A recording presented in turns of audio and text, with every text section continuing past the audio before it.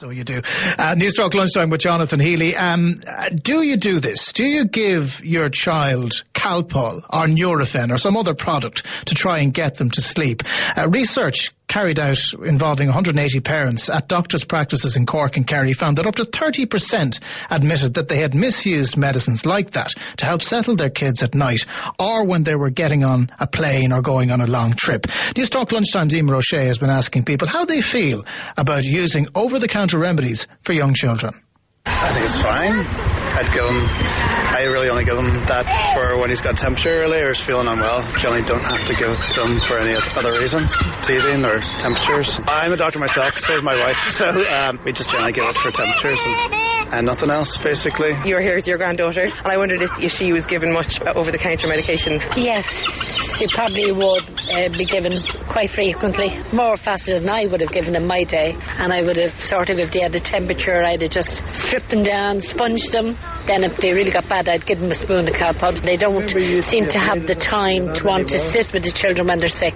But we just had to sit with them. We couldn't afford a doctor. But I suppose we weren't working. Luckily enough, we've been fairly blessed that she's not much bother. We've given her Calpol. She wouldn't have been a problem when she was teething, but we wouldn't give it to her if she woke up during the night. We'd settle her normally. Well, I had 4 children, and yes, I'm quite sure I did. I recall giving them Calpol if they were cranky or had a temperature or whatever.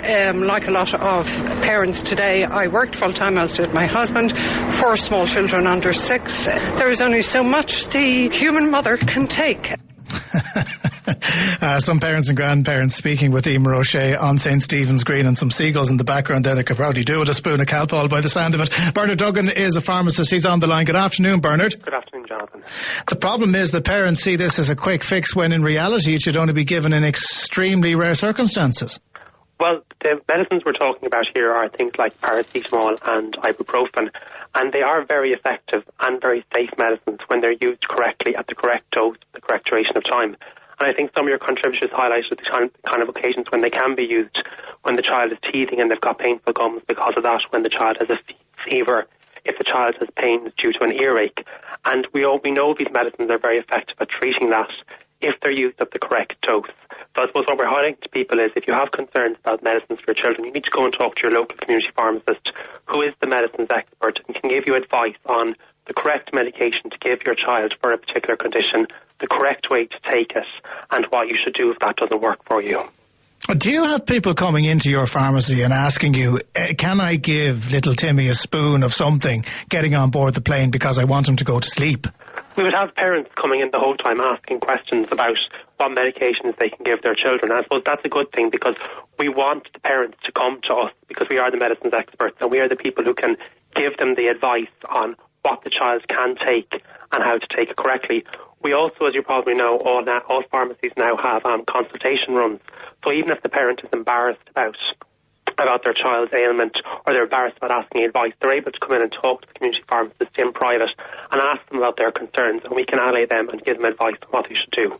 But Bernard, is it a case that many doctors will report this as well, if they bring their child to the doctor and they think their child needs an antibiotic, they will not leave until such time as they're given the antibiotic? Do pharmacists face that same kind of issue when they're talking about paracetamols or ibuprofen for their children? I mean, we all face the same issues. I suppose it's about giving the parent reassurance, actually seeing what is wrong with the child, because sometimes the child might be irritated because they actually have an infection or they're teething or they have a fever, and that then would be a valid reason to use it. So I suppose getting the information from the patient, then giving the parent the correct advice and other practical advice as well on what they can do, and then of course explain to them how to use the medicines correctly so that they're used safely with the child. One of the things the research has found as well is that children could actually be more likely to self-medicate if their parents are free and easy giving them these types of drugs. That's storing up a problem for the future.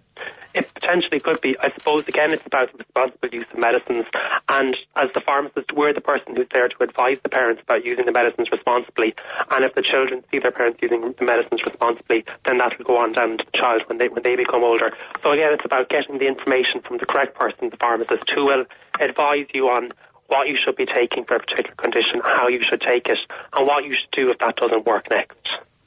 Bernard Duggan from Dargan's Pharmacy in North Inner City Dublin. Thanks very much for taking the call on Newstalk Lunchtime. We'll talk to Pat Rabbitt in just a moment about what should be free to air on television.